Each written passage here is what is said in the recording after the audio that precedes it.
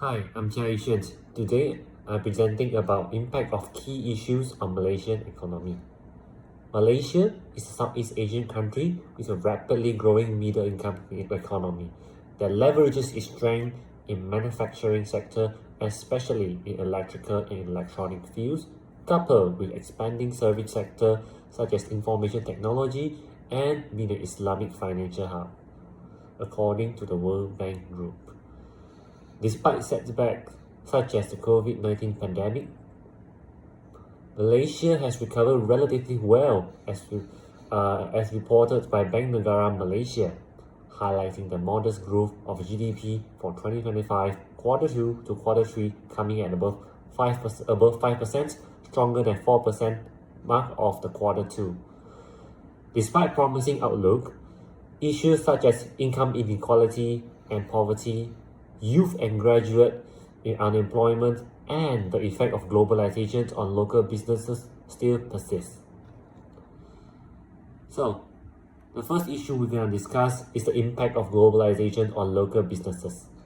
With the advance of technology and desire to expand beyond domestic markets, the world has become more well connected and turns relatively smaller. This phenomenon is also known as globalization. It enables inter-border trading and attract foreign capital into the country, facilitating growth of local businesses internationally and enlarge Malaysia's influence in the global market. It comes with some positive impacts on the economy. First of all, by connecting Malaysia to a broader international market, it allows Malaysia to boost its net export at a rate of 17.7%. according to Bank Negara Malaysia, while creating more employment in the manufacturing sector, creating a domino effect of solid GDP growth as stated earlier to fulfill global demand. Other than that, the influx of foreign investors such as Mattel, B. Brown, Western Digital, Lam Research, and more introduce the latest management practices and technology to the country, allowing local Malaysians to adopt these practices and technology and thus improving their competitiveness. Those Malaysian workers who work in these foreign companies are able to transfer and spread their knowledge when they work in local companies. However, it is not without negative impacts. First of all, the entry of foreign companies into the local market elevated the competitions, reducing the market share of small to medium domestic firms, potentially pushing them out of the market. And as mentioned by Bank Negara Malaysia, the dependence of global market subject Malaysia to global disruptions such as tariff disputes and commodity price changes. This is especially in recent slow global economic growth in 25 quarter 3 due to uncertainty stem for higher tariff. So, what are the solutions? I propose that government should support SME to better compete by providing them with digital technology adoption programs, as this could help them to streamline their business processes, work more efficiently, and more competitive globally and locally. This is especially evident in the generous funding by MIDEC, amounting to 1.5 billion ringgit, according to MIDEC as well.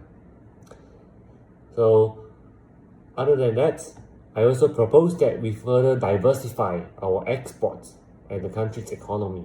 Malaysia should not rely solely on a few key products for export only. These subject the countries to greater degree of global market uncertainties. So greater expansion into other sectors such as financial services and information technology services is actually a good choice. And of course, we should also try to promote environmentally sustainable policy. What I mean by this is that government should incentivize, should proactively promote the use of green technology and stricter environment standards in the manufacturing industry. This would help to attract more customers, especially in more developed countries. As shown by a research that environmental consciousness is especially high with these target demographics, as shown by a survey by Dure Hayes 2025. It was conducted across 28 countries, and most of them are developed nations. This is in the context of food productions.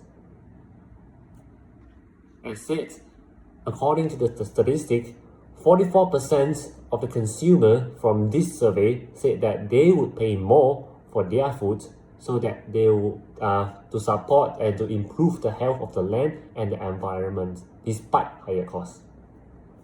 This is actually a very high percentage. So by promoting environmentally sustainable policy and enforcing stricter environmental standards, it will appeal more to this customer and able to improve our export revenues. When it comes to the second issue, which is the income inequality and poverty. While Malaysia has cut down absolute poverty, which means a whole household not earning sufficient income to meet basic needs, from 49.3% in 1970 to 6.2% in 2022, according to the Department of Statistics Malaysia, income inequalities among urban and rural communities still exist, as shown by the Department of Statistics Malaysia and reported by the agemalaysia.com. Poverty, in terms of unequal access to education, infrastructure, and better job opportunity, still exists in Malaysia. So, what are the impacts on different communities? For starters, for rural communities, they usually lag behind in education, infrastructure, and job opportunity. This is a form of poverty, forcing a youngster to leave for urban area in pursuit of a better future. However, for urban communities, not all families are rich.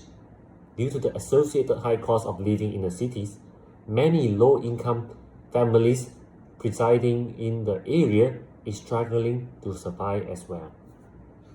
Hence, I propose the government should provide targeted financial subsidies to low-income families to lessen their financial burdens, such as the policies of affordable housing, affordable healthcare, and cash aid. This would help a lot. But to curb this issue long-term, we should simultaneously provide conditional scholarship for them in order to better improve their knowledge and finally allowing them to look for better paying jobs and increase their family income. Other than that, government should also improve infrastructure in the rural communities by providing better access to internet, comprehensive network, more reliable electrical and water utility supply and distribution networks.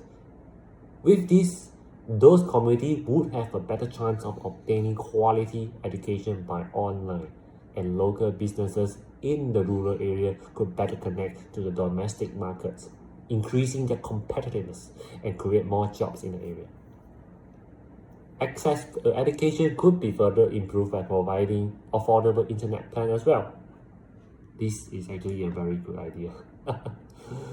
So, the last issue that I'm going to talk about is the youth and graduate unemployment. Despite the fall in general unemployment rates, the youth unemployment rate remains relatively high at above 10% for age 15 to 24 from 2016 to 2024, according to the Department of Statistics Malaysia. It is common for them to not be able to find a matching job despite having higher education, as their skill sets are a mismatch to a real industry demand. So, the consequences for the labor market and the economy is such that when the youth and graduate could not find a matching job in the market, it forces them to look for lower level jobs that does not require as much skill and knowledge. So this is usually a mismatch for what they study, meaning that potential talents are lost by the country. Evidenced by around 30% of graduates are working in semi-skilled and low-skilled jobs in 2024, despite higher qualification as reported by the Department of Statistics Malaysia. If this persists in the long run, the economic growth of the country will be affected due to the drop in productivity and incomes. As for labour markets, as the labour market demand could not be fulfilled, companies are forced to recruit foreign talents to fill the gap, further decreasing the amount of jobs offered in the market, pushing up the rate of our local unemployment higher. So, I will propose that industry leaders, educators, and government should work together to establish a real-time stream of regional labour market data onto a platform.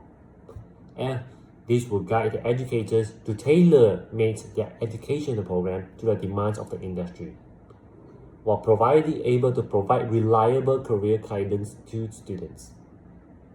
Government should also be able to introduce policies to better encourage the industry to hire and train entry-level workers, such as with the execution of the tax subsidies. Last but not the least, government should expand the affordable reskilling program targeted at youth and graduates to reduce the skill mismatch. This will make them much more desirable and marketable to their future employers. In conclusion, economically, Malaysia is healthily recovering from the aftermath of COVID-19 as shown in a rebound of GDP growth and lower unemployment rate. However, challenge still persists. Globalisation brought onto a side effect of increasing pressure on SMEs and subject the country to additional economic risks. Hence, care must be taken to support the SMEs to better adapt and compete in the global market. While Malaysia continues to grow, income inequalities between urban and rural areas will continue to widen. So, we must ensure the development of rural areas to better connect them to domestic and international markets, while also reducing poverty in the process as well. As skill mismatch among the youth and graduate is contributing to their unemployment, efforts should be made to align education goals and syllabus to industry demands. With this, it is possible for Malaysia to grow even further. With that, I end my presentation. Thank you.